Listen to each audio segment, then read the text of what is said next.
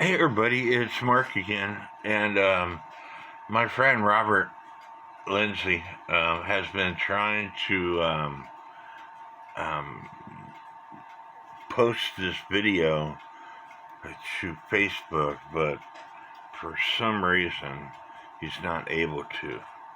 So he's sending me it in portions.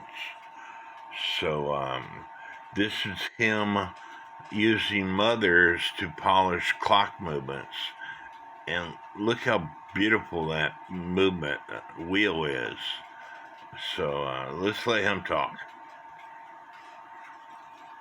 Munderland asked me to do a video of what I use. Let me go back. Alright, everybody. Mark Munderland asked me to do a video of what I use to polish the brass movement for clocks. And the stuff that I use is Mother's Mag and aluminum polish. You can pick this up at most auto parts stores, carriage centers, wherever. Walmart. Walmart might carry it. I've never looked there. But anyway, this is the stuff that I use. I like it better than Simichrome or the Brasso, any of that stuff. This works a lot faster. It actually has a protective coating on it, chemical in it that protects the brass. You can use it on anything you want to polish metal with. It does a great job. I'm going to do a little demonstration on an old brass movement I use for parts. And all I did was disassemble it.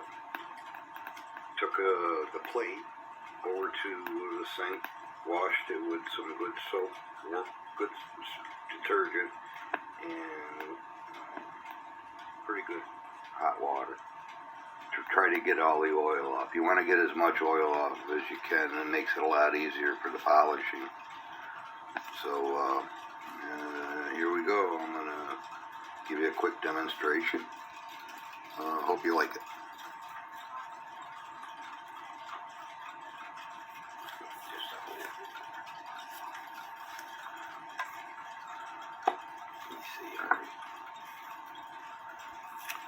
This stuff is like a white, it's almost like whipped cream. And it's very easy. I use a Q-tip because I can control how much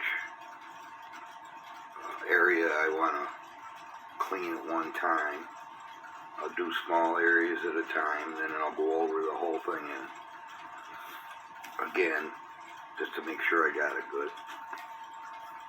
So all you do is I apply it with a Q-tip, run it out as much as I can. And you need to look at that Q-tip often because working it into the surface. I'm not pressing very hard. When the Q-tip turns black, you need to turn your Q-tip over. Black is good. As you can see, some spots are tarnished worse than others, so it might take 2 or 3 attempts to get it to polish out and get cleaned out. I'll just keep working it back and forth a little bit.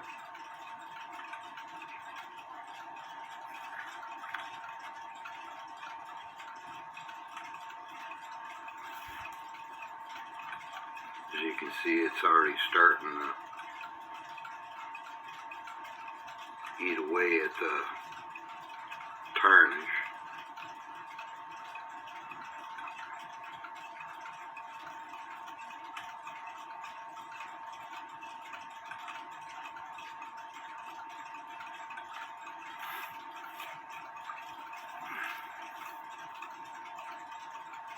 Then I'll start rubbing it a little bit harder to push it down into the machining marks. Some of these plates have coarser machining marks, so it takes a little more effort to get down inside of them to get them cleaned out good. You see how his Q-tip is turning black? A lot better than others. That means it's cleaning the brass of the plates and the parts. But you can see it's already starting to do its thing by polishing. I just rub it back and forth.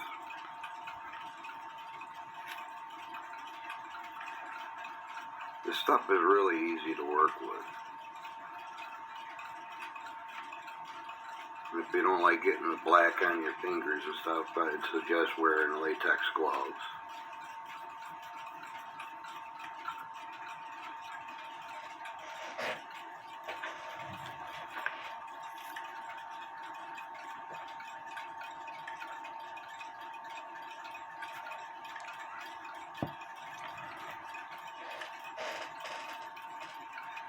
There's a dark spot right here. That'll eventually come out.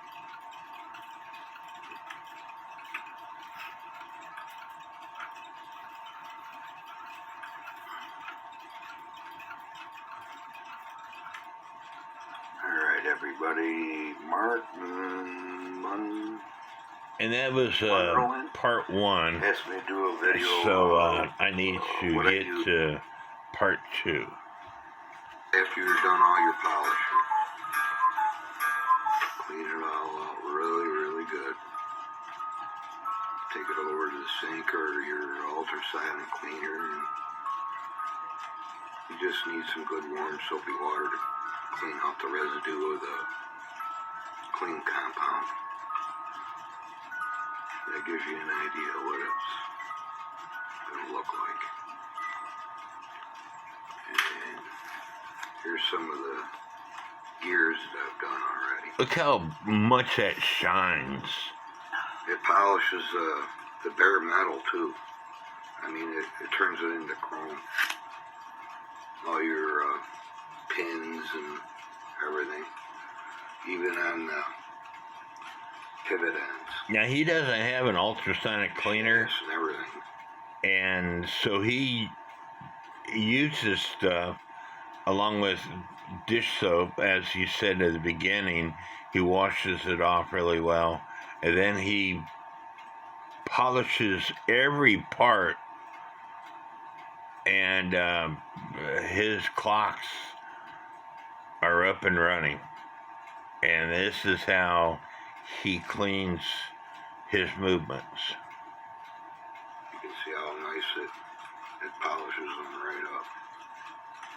Like I said, it's contains a protective coating, so it won't oxidize like it normally does.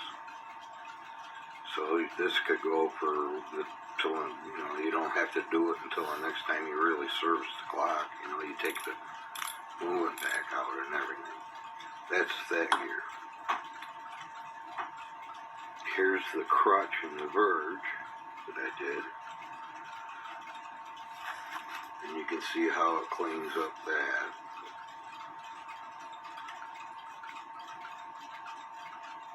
Inside everything.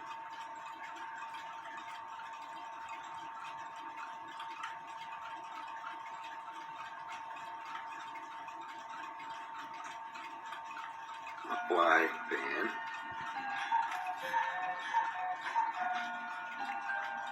I get it right into the lanterns, and after I get done polishing it all up, I'll clean all the lanterns and stuff out, even the gear teeth with a toothpick. I'll go in there and just get every bit of that residue that I can, and I'll wash it with the soap and water and dry it. And if it looks a little dull, I just take the Q-tip and I'll polish it off with a clean Q-tip. You don't have to use any more of this stuff. But that's what they'll look like.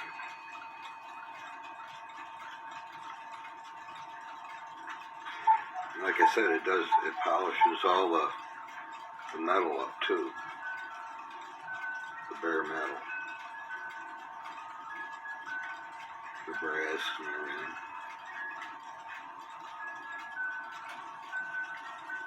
But the cleaner you got your brass before you polish, the better, the quicker it's going to go.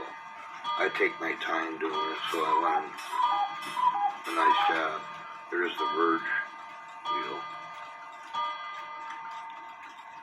and that lantern.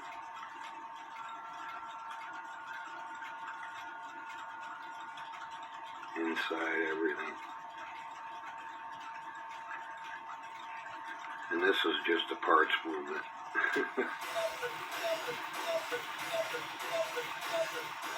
Inside the teeth.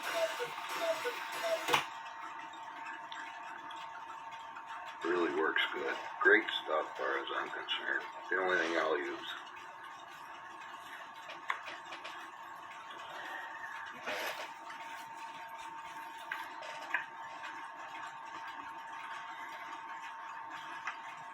And like I said, that's how to use it. Give it a shot. Let me know what you think, and let Mark know. He did a Smeckenbecker movement in this thing. You could comb your hair in the movement. In that corner. It shined up like a mirror.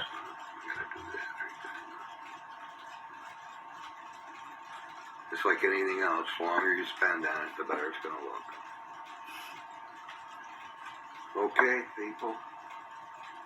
Thank you for watching.